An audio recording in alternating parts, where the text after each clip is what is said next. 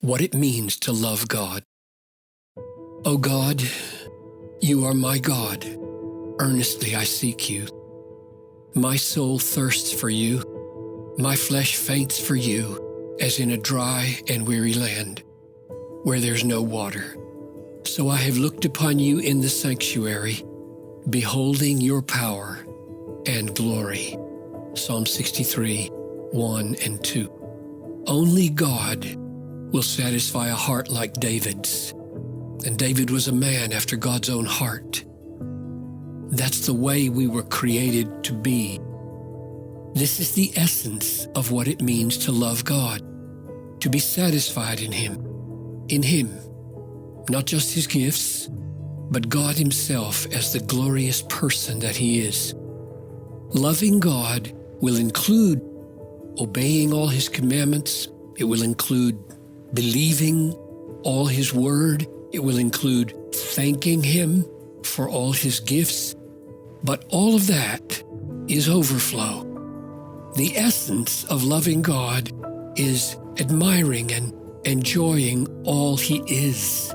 And it is this enjoyment of God that makes all of our other responses truly glorifying to Him. We all know this intuitively, as well as from Scripture. Do we feel most honored by the love of those who serve us from the constraints of duty or from the delights of fellowship?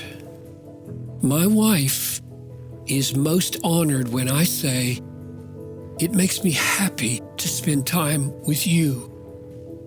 My happiness is the echo of her excellence, and so it is with God.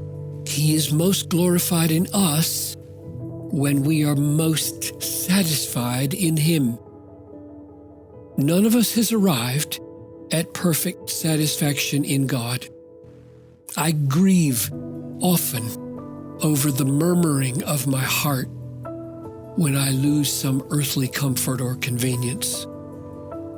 But I have tasted that the Lord is good. By God's grace, I now know the fountain of everlasting joy. And so I love to spend my days luring people into joy until they say with me, "One thing have I asked of the Lord, that will I seek after, that I may dwell in the house of the Lord all the days of my life, to gaze upon the beauty of the Lord and to inquire in His temple." Psalm 27:4.